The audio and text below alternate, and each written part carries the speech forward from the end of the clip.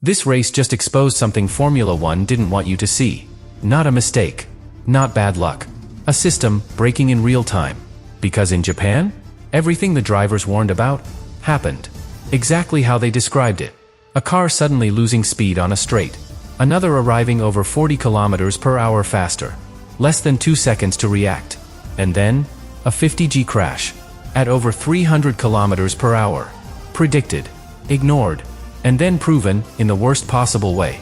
Now here's why this is bigger than just one race. Every driver is saying the same thing. Max Verstappen compares it to Mario Kart. Norris says winning doesn't feel real. Alonso says drivers don't even understand what's happening anymore. That's not frustration. That's a complete loss of trust. And when the drivers lose trust in the system, the sport itself is at risk. Because now the FIA is under massive pressure. Emergency meetings. Urgent rule changes. A 5-week window to fix everything before Miami. But here's the real question. Can they fix it in time? Or has Formula One already crossed a line it can't come back from? Subscribe now, because the detail no one is talking about is exactly what could decide the future of this entire season. It didn't begin with the crash.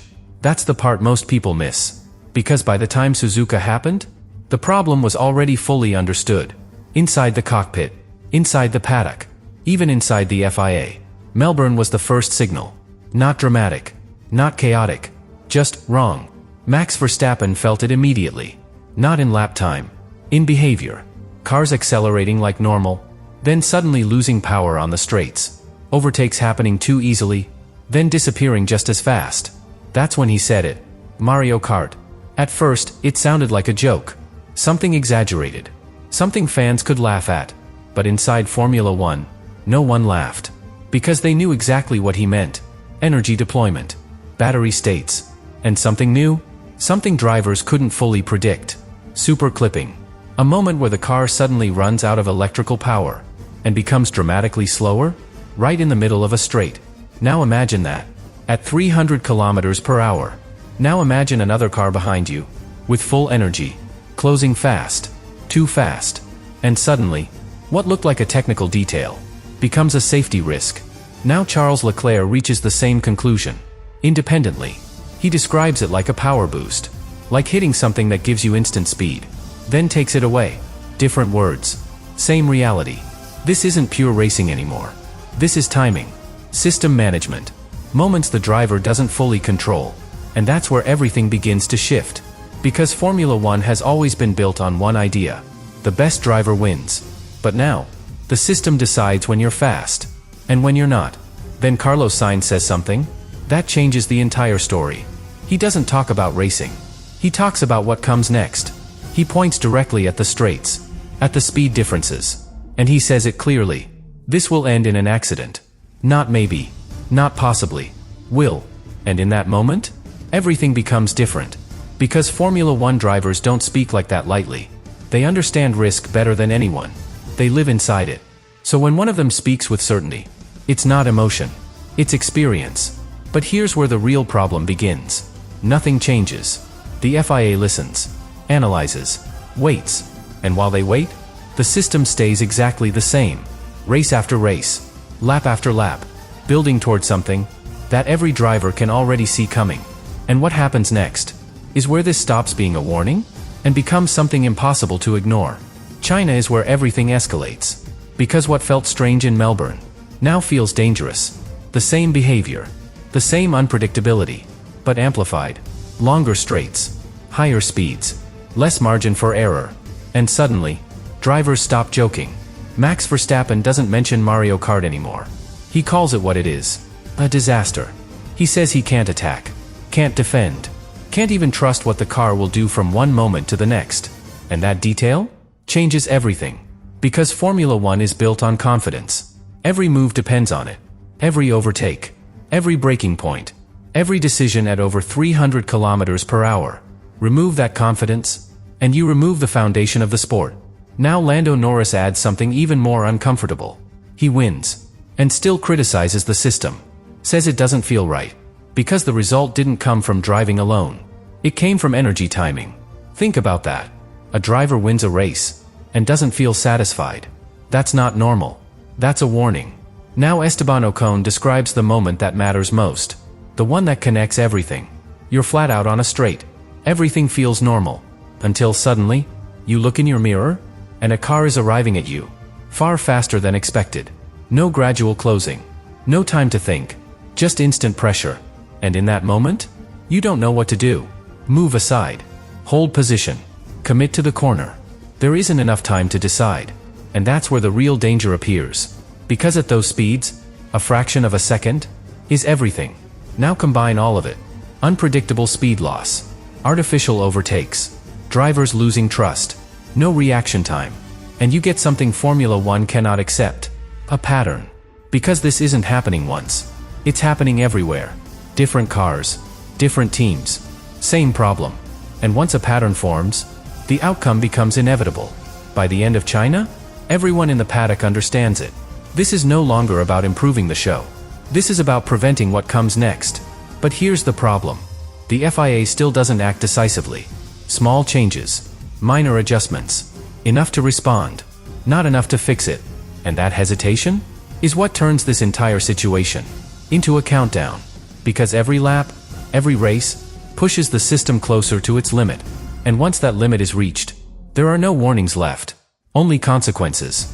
Which means when Formula One arrives in Japan, the question is no longer if something will happen. It's when. Suzuka is where everything finally breaks. Not just the race. The illusion. Because by the time Formula One arrives in Japan, everyone already knows. This is not stable. This is not sustainable. And most importantly, this is not under control. The tension before the race feels different. Heavier. Drivers are no longer discussing possibilities. They're expecting consequences. Carlos Sainz had already said it weeks before. It's only a matter of time. And now, that time has arrived. From the very first laps, you can see it. Cars behaving normally, until suddenly, they don't. Speed building, then disappearing. Gaps opening, then collapsing instantly. And inside the cockpit, every driver feels it. That uncertainty. That question in the back of their mind. When will it happen to me? Lap after lap, that pressure builds. Because no one knows when the system will fail again. And that's what makes Suzuka different. This isn't chaos. This is a build-up. Everything moving toward one moment. One failure. One point where the system reaches its limit. A car ahead enters critical energy harvesting. Battery too low. System forces recovery. And instantly, it loses speed. Massively. Not gradually. Not predictably. Instantly. On a straight. At over 300 kilometers per hour. Now another car approaches. Flat out. Everything calculated. Based on normal behavior. But this isn't normal anymore. The closing speed explodes. 45 kilometers per hour difference. That's not racing. That's a closing gap you cannot manage. Now think about the time available. Less than 2 seconds. To see it. Understand it. React. At those speeds, that's nothing. And in that moment, everything the drivers warned about becomes real. The car behind arrives too fast. The car ahead behaves unpredictably. Moves slightly. Closes the only safe line. And suddenly, there is no option left. Brake, not enough distance. Turn, no grip. Avoid, no space. The car is forced off track. Hits the grass. Loses control. And then, impact. 50G. Violent. Sudden. Inevitable. And in that exact moment, everything changes. Because now, there is no debate left. No interpretation. No opinion. Only proof. Proof that the system did exactly what the drivers said it would do. And that's when everything explodes. Not the crash. The reaction. Because the moment that impact happens, every driver already knows the truth. This wasn't unexpected. This wasn't unpredictable. This was exactly what they had been warning about from the very first race. Carlos Sainz doesn't sound shocked. He sounds frustrated. Because he called it weeks before. And now, he has to watch it happen in real time. George Russell connects it immediately. 3 races. 3 weekends of warnings. And now, a 50G confirmation. This is no longer about performance. This is about responsibility. And then, Verstappen speaks. No filters. No patience left. Just one question. What are they waiting for? Because now, there is nothing left to investigate. Nothing left to analyze. The exact scenario happened. Exactly as predicted. So what's the delay? And that question is what changes everything. Because now the drivers are no longer suggesting fixes. They are demanding them. Immediately. And here's where the real shift happens. This is no longer one voice. It's the entire grid. Different teams. Different interests. Same message. This cannot continue. And when that happens in Formula One, the balance of power changes. Completely. Because the sport can ignore criticism. It cannot ignore unity. Now the pressure reaches the FIA from every direction. Drivers demanding safety. Teams demanding clarity. Fans questioning what they're watching. And the media amplifying every second of it. This is no longer internal. This is global. And the FIA is no longer leading the situation. They're reacting to it. Emergency meetings. Urgent discussions. Promises of analysis and future changes. But here's the problem. That's not what the drivers want anymore. They don't want discussions. They don't want timelines. They've already seen the result. They want action. Before the next race. Before Miami. Because Miami has long straights. High speeds. The exact conditions that created the crash. And now, there is no margin left. No second warning.